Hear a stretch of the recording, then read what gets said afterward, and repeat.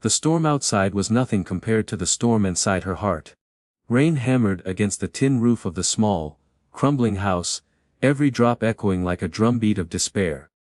In the corner of the dark room, Aaliyah sat hunched on the floor, her back pressed against the cold mud wall.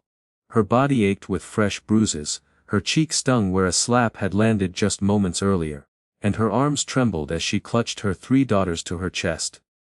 The girls, ages 6, 4, and barely 2, were too young to understand why their father's voice always turned to thunder. Why his fists fell on their mother instead of protecting her. Yet they knew fear. The eldest, Anna, pressed her small hands against Aaliyah's arm, whispering, "Mama, don't cry. I'll take care of you."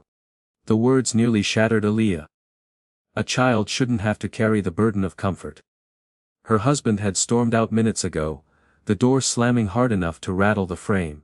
His final words still rang in her ears, 3 girls, 3 useless mouths, you've ruined me. She shut her eyes, holding her daughters tighter, as though her embrace could shield them from the cruelty of a world that judged women for what was never in their control. Every time she gave birth, she had prayed it would be different, that this time he would finally smile, finally hold her hand in pride instead of spitting in her face. But each time, her hope was crushed, and now it was gone completely. The room smelled faintly of kerosene and damp earth. In one corner, a torn blanket like a curtain, dividing their living space from the kitchen. Aaliyah's gaze lingered on it, remembering how she had once tried to make this place a home, patching the roof, planting flowers in chip pots by the window. Now, those flowers were wilted, just as she felt inside. Aaliyah's lip quivered as she looked at her children. Their clothes were soaked from when he had dragged them outside earlier, threatening to leave them in the rain before shoving them back inside like unwanted baggage. The youngest, Mariam, whimpered softly, her tiny fists clutching her mother's dress. Aaliyah kissed the child's damp hair. Mama's here. I'll never let you go. Never. Her voice broke on the last word, and tears spilled down her cheeks. She tried to be strong for them, but the truth was, she was terrified. Where could she go? Who would shelter a woman and 3 little girls? She had no money. No family willing to take her in. No place where she wouldn't be a burden. Lightning flashed through the cracked window, illuminating the bruises along her arms. She had long stopped asking why God allowed this suffering. Now she only prayed for the strength to endure, for her children's sake. Outside, the storm raged on, and inside, silence returned. The girls finally began to doze against her, their small breaths uneven and shallow. Aaliyah stared at the door, half expecting it to burst open again, bracing herself for another round of blows. But the house remained still. She rested her forehead against the wall, whispering into the darkness. If only there was a place for us, just somewhere safe. Her heart ached with longing, but she could not know that miles away, on a lonely ranch, a man's quiet life was waiting to collide with hers. The life that would change everything for her and her daughters. The morning sun stretched across the wide horizon, casting golden light over endless fields of dry grass, and the weathered fences of Jacob's ranch. The land was vast, beautiful, and rich with the quiet kind of strength only years of toil could give. Horses grazed lazily in the paddocks, their tails swishing back and forth, while a windmill creaked softly in the breeze. To anyone passing by, it might have looked like a dream. Acres of open land, a sturdy farmhouse, and all the freedom in the world. But for Jacob, it was a hollow kind of freedom. The silence of the ranch had grown heavier with each passing year, until it felt less like peace and more like a cage. He woke before dawn. As he always did. His boots thudded against the wooden floor, as he moved through the kitchen, where the clock ticked too loudly in the stillness. The coffee pot hissed, filling the room with its bitter scent. Jacob poured himself a mug, staring out the window at the rising sun. He didn't smile, he rarely did anymore. The ranch had once been filled with laughter. He could still hear his late wife, Clara, humming in the kitchen, her apron dusted with flour. He remembered her warm hands guiding his, the way she used to tease him about his stubbornness. She had been gone for nearly 10 years, but the memory of her presence still clung to the house like a ghost. Jacob kept everything the same as it had been. Her favorite dishes stacked neatly on the shelf, her rocker by the fireplace untouched. Sometimes, late at night, he would find himself staring at that chair, as though expecting her to suddenly appear with her gentle smile. But she never did. The only real company Jacob had now were his horses. He spoke to them as he worked, brushing down their coats, feeding them hay, adjusting saddles. They didn't talk back, but their eyes, steady and unjudging, made him feel less alone. He had names for each of them: Storm, Daisy, Old Buck, and Little Willow, the youngest foal who followed him everywhere. Morning, girl, he muttered to Daisy as he rubbed her neck. Looks like another long day. The horses flicked their ears as though listening, and he found comfort in that. Work filled his days. Repairing fences, checking water troughs, driving into the nearest town once a week to sell feed or buy supplies. In town, people greeted him politely. Morning, Jacob. Good to see you, Jacob. But few lingered. He was respected, but not close to anyone. His quiet demeanor and weathered face kept most at a distance. And he preferred it that way. At least, that's what he told himself. But at night, when he sat down to a silent dinner at the long wooden table, he couldn't help but notice the emptiness. His calloused hands wrapped around a plate of food, and across from him the chair sat empty, every night, reminding him of the life that had slipped away. Jacob was a man who had learned to live with loneliness. Or so he thought. Deep down, he still longed for connection, for warmth, for voices in the house, for someone to share the weight of life with. Sometimes, when he drove past the town's park, he caught himself watching families. Mothers holding children's hands. Fathers tossing their sons and daughters into the air, laughter carrying on the wind. He didn't resent them. If anything, he felt a pang of longing so sharp it nearly broke him. But instead of admitting it, he would tighten his jaw, turn his eyes back to the road, and tell himself he was fine. Fine. Always fine. And yet, something inside him knew he wasn't. He was surviving, not living. What Jacob couldn't know was that fate had been watching quietly. And soon, in a single moment on a rain-soaked road, his path would cross with a woman whose life was drowning in pain, 3 little girls in her arms, her heart bruised but still beating. 2 broken lives. 2 kinds of loneliness. About to collide. The rain had not stopped since the night before. It poured over the village like a curtain of grief, soaking the mud streets and turning them into rivers of brown water. Thunder rolled overhead, echoing like anger from the heavens. Jacob tightened his grip on the reins as his wagon jolted over a rut in the road. He had driven into the village to deliver hay to a small stable on the edge of town. His hat dripped with rain, and his coat was already heavy with water, but he didn't complain. Hardship was something he was used to. As he guided the horses through the narrow street, something unusual caught his eye.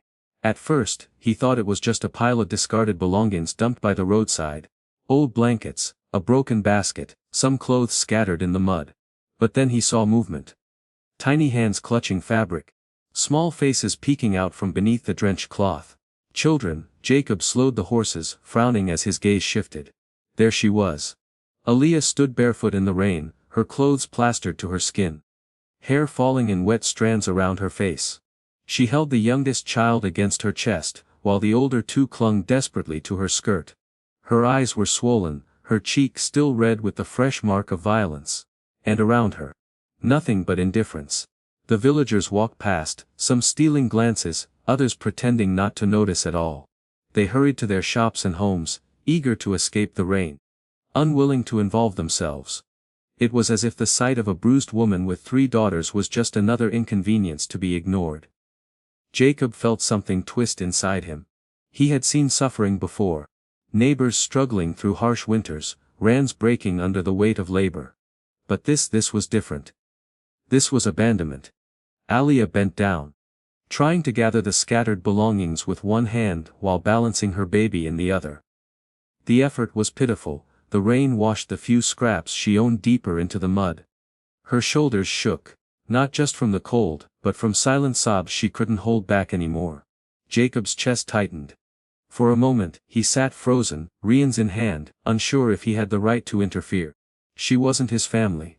She wasn't his responsibility. He could drive on, deliver his hay, and return to the silence of his ranch. But then he saw the look in her oldest daughter's eyes. Wide, terrified, yet fiercely protective as she wrapped her arms around her mother's waist, as if to shield her. That tiny, trembling act of bravery struck him like lightning. Jacob set his jaw. He couldn't just leave them there. He climbed down from the wagon, boots sinking into the mud. The rain pounded against his hat, dripping down the lines of his weathered face. Aaliyah flinched when she noticed him approaching, pulling her daughters closer as though bracing for another blow. Jacob stopped a few steps away, his deep voice cutting through the storm. "Mom, you can't stay out here." Her lips parted, but no sound came out. She shook her head quickly, eyes darting toward the villagers who still watched from a distance. Shame and fear wrapped around her like chains. Jacob lowered his gaze briefly, then spoke again, softer this time. "You'll catch your death in this weather. The little ones, they won't last." The baby whimpered in her arms, and Aaliyah hugged her tighter. For a fleeting second, Jacob saw the war raging inside her, the desperate need to protect her children fighting against the terror of trusting a stranger. Behind him, the horses snorted impatiently, steam rising from their wet coats. The rain hammered down harder, as if the heavens themselves demanded an answer. Jacob took one more step forward, his voice steady, not demanding but unyielding. "Come with me. I've got room on the wagon. You and the girls, you'll be safe." Aaliyah's breath caught. Safe. The word sounded foreign, almost impossible. She shook her head again, whispering, I can't. "People will talk, he'll come for me." Jacob's eyes hardened. His hand curled into a fist at his side, not in anger at her, but at the unseen man who had done this. He leaned forward slightly, his voice lowering to a tone that carried both strength and promise. "Let them talk. And if he comes, he'll have to go through me." The rain roared, drowning out the murmurs of the villagers. For the first time, Aaliyah met Jacob's gaze fully. His eyes weren't pitying, and they weren't cruel. They were steady, unshakable. The kind of eyes that a broken soul could lean on. Her body trembled, torn between fear and the faint flicker of hope. And though she didn't yet know it, this was the moment her life, and her daughters' lives, began to change forever. The rain did not ease. It pressed down like an unrelenting weight, dripping from Aaliyah's eyelashes as she stood frozen in the mud. Her heart pounded painfully in her chest. She clutched her youngest daughter closer, the child's little face buried against her soaked dress, while the other two girls clung desperately to her sides. She could feel the villagers' eyes on her. Some watched with faint curiosity, others with veiled judgment. None offered their hands. It was always this way. When a woman suffered, it was considered her burden to bear. And yet here stood this stranger. Tall, broad-shouldered. His face rough from years under the sun, eyes steady and serious. He had the look of a man who had weathered storms, both outside and within. And he was not walking away. Aaliyah shook her head weakly, her lips trembling. "Please, just go. I can't go with you." Jacob's jaw tightened, the rain streamed down his hat, rolling over the lines of his weathered face. He didn't speak right away. Instead, he looked at the three small girls pressed against their mother, their eyes wide with fear and exhaustion. One shivered violently in the cold, her thin dress clinging to her skin. Something inside Jacob broke. He took a step closer, his boots sinking deep into the mud, and his voice cut through the downpour. Low, steady, certain. "You're coming with me." The words landed like a lifeline thrown into stormy waters. Not a suggestion. Not a request. Aaliyah's breath caught. Her whole body tensed as though she'd been struck. No one had ever spoken to her like that, not with cruelty, not with pity, but with a conviction that felt almost protective. I can't," she whispered again, but the resistance in her voice faltered. "If he finds us. If the people see." Jacob's gaze sharpened. "Then let him come. Let them see. You've suffered enough. Those girls deserve more than this." Aaliyah's oldest daughter, Amna, looked up at Jacob then. Her dark eyes filled with something between fear and hope. She tugged at her mother's sleeve and whispered softly, "Mama, please." The sound of her daughter's tiny plea cracked Aaliyah's heart wide open. She had endured beatings. She had endured shame. But watching her children beg for safety, that was a weight too great to carry. Still, doubt clawed at her. She had been taught never to trust kindness, never to believe in help. What if this man was no different? What if she traded one prison for another? Jacob seemed to sense her hesitation. He crouched slightly so he was level with the girls, rain dripping from the brim of his hat. His deep voice softened. "You don't need to be afraid. My ranch is quiet, but it's safe. You'll be warm. You'll eat. No one will hurt you there. Not while I'm breathing." The simplicity of his words carried more weight than any grand promise ever could. Aaliyah swallowed hard, her tears mixing with the rain. She had spent so long in darkness that the thought of stepping into the unknown terrified her more than staying where she was. But then she glanced around. At the villagers averting their eyes. At the mud swallowing what little she owned, at her daughters shivering in her arms. This was no life. Her lips parted. Why would you help me?" The Jacob's eyes flickered with something she couldn't quite read. Loneliness, perhaps, or memory. His answer was quiet but firm. "Because no one helped me when I needed it. And I swore I'd never look away if I saw someone drowning." For the first time in years, Aaliyah felt something pierce through her fear, a fragile flicker of hope. She hesitated only a moment longer. Then, trembling, she shifted her baby on her hip and gave a small, almost imperceptible nod. Jacob didn't waste another second. He stepped forward, gently but firmly gathering up her few belongings from the mud. He gestured toward the wagon, his tone brooking no argument. "Come on, up you go. You're not staying here another minute." The villagers watched silently as the beaten woman and her 3 little girls climbed onto the rancher's wagon. No one stopped them. No one spoke. Jacob climbed up after them, taking the reins in his hands. Without another glance at the village, he clicked his tongue and the horses surged forward, hooves splashing through the puddles. Behind them, the rain continued to fall, washing away the last trace of the life Aaliyah had been forced to endure. Ahead of them stretched the open road, a road leading not just to a ranch, but to the first fragile possibility of safety, of dignity, of home. And as the wagon rattled away, Jacob's words lingered in Aaliyah's heart like an anchor in the storm. "You're coming with me." The road to Jacob's ranch stretched long and winding, cutting through fields of golden grass and quiet streams swollen by the rain. Aaliyah sat stiffly on the wooden wagon bench, her daughters pressed against her, their small fingers clutching her dress. Every bump of the wheels made the baby stir in her arms, but she was too exhausted to cry.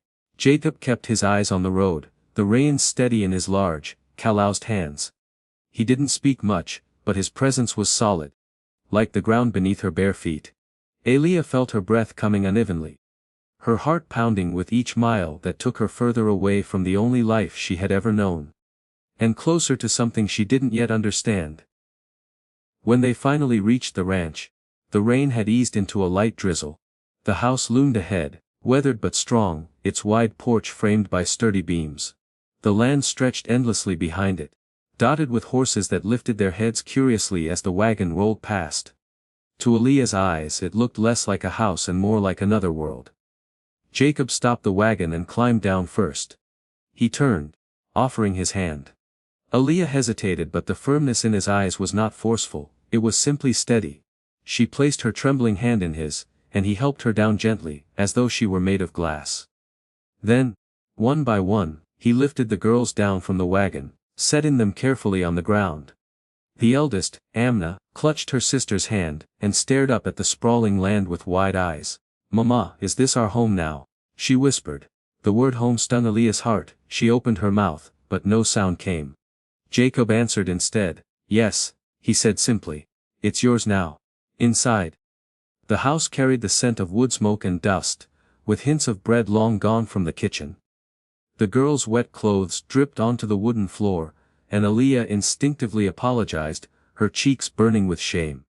But Jacob only shook his head and fetched towels from a cabinet. He handed them over without ceremony, then crouched down to eye level with the girls. "There's warm water in the pump out back. We'll heat some for baths. You'll be dry soon." The girls blinked at him, uncertain whether to trust his kindness. But when he smiled faintly, a rare, quiet smile that softened his rugged features, their fear loosened just a little. Over the next hours, the ranch slowly came alive with sounds it had not known in years.